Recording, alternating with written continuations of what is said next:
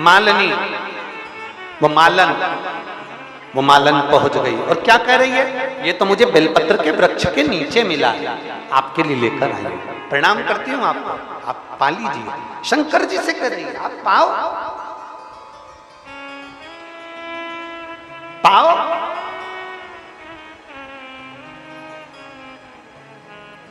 जिद पकड़ ली उस मालन ने, जिद, ऐसी जिद तुमने कभी नहीं पकड़ी होगी। तुम भगवान के सामने भोजन बनाकर ले जाते हो, भोग लगाते हो, उठाकर लाते हो, पूरा खा जाते हो। कभी तुमने भगवान के सामने जाकर जिद पकड़ी? ए कन्हैया, ए मेरे राम जी, ए मेरे ठाकुर जी, ए मेरे भोलेनाथ जी, ये लेकर आई हूं, खाना तो पड़ेगा, जब तक नहीं खाओगे तब तक मैं भी नहीं खाऊंगी। जिद जिद होती है। मालन ने जिद पकड़ी, मुझे ये बेलपत्री के पेड़ के नीचे से मिला है, तुम्हें खाना पड़ेगा, तुम्हें जीना पड़ेगा। बैठ गई। शिव जी नहीं आए, शंकर नहीं आए।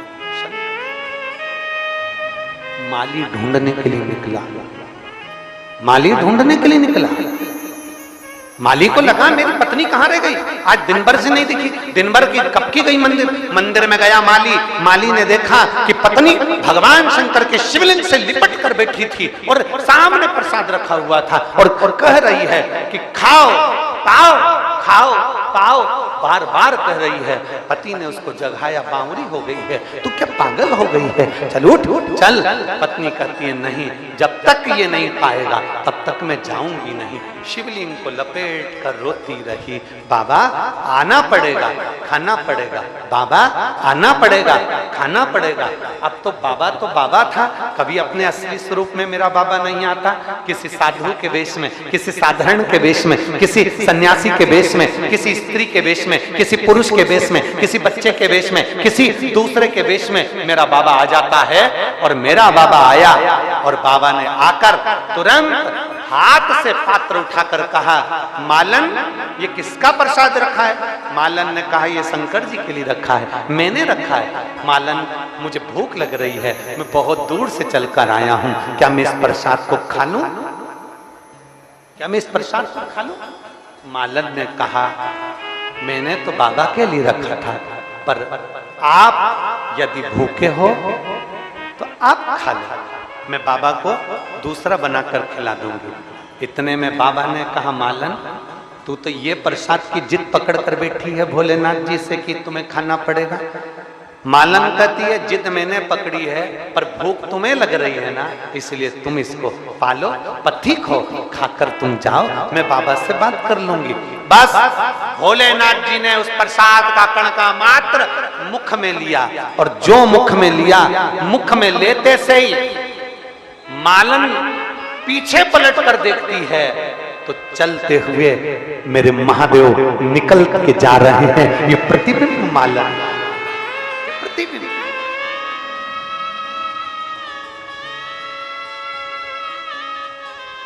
आंख से आंसू बहते हैं, बचा हुआ प्रसाद मालन खा लेती है। मालन प्रसाद को पाकर सुख पाती है और उसका गर्व ठेरता है, गर्व ठेरता है। एक बेटी जन्म लेती है जिसका नाम मालनी होता है। क्या नाम है उसका? मालन की बेटी जन्म लेती है जिसका नाम मालनी होता है।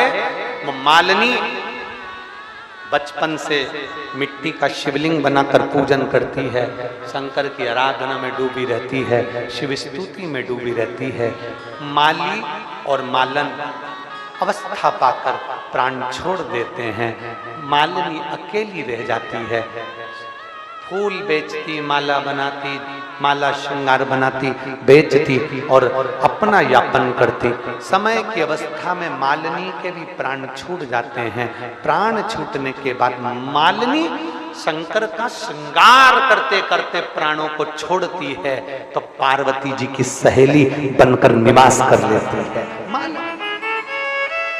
पर पूर्व के समय का जो भान था, पूर्व के समय का जो ज्ञान था, मालिनी पार्वती जी की सहेली तो बन गई, शंकर जी की आराधना में डूब गई, शिव की स्तुति में डूब गई। पर मालिनी आज शंकर की स्तुति में डूबी थी और डूबी डूबी एक दिन जल भरने के लिए सरोवर में जाती है, शिव के पूजन के लिए। क्या देखती है कि अपने प्रतिबिंब को देख लेती है जल में। जो जल में प्रतिबिंब देखा, देखकर सोचती है कि मैं तो सुंदर नजर आ रही हूं, मैं सुंदर दिख रही हूं।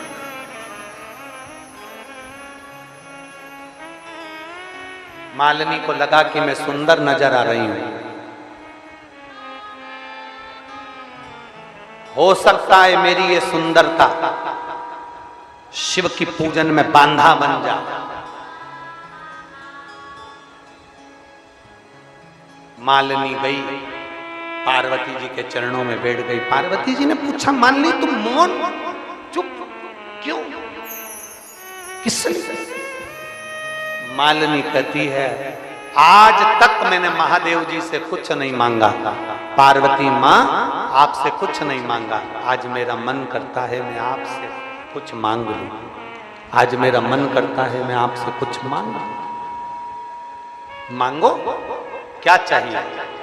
पार्वती जी मुझे हाथी का मुंह लगा दो, मुझे सुंदर नहीं बनना है, मेरे को हाथी का मुख लगा दो।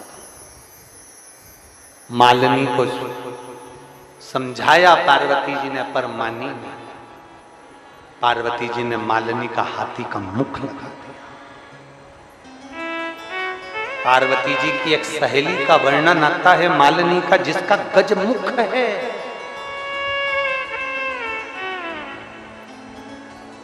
गजमुख, जिसको गणेश जी महाराज की धाय माता के रूप में भी माना गया कि गणेश जी महाराज को मालिनी अपनी गोदी में खिलाती है। गजानन गजमुख है, गजमुख। शिव को रिझाने के लिए बहुत सारे धन दौलत संपदा और बहुत सारी वस्तुओं की जरूरत नहीं है।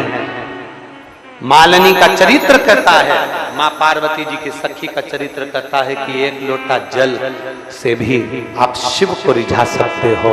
बस अपना हृदय भोला रखना, साफ रखना, निर्मल रखना। एक पत्र है,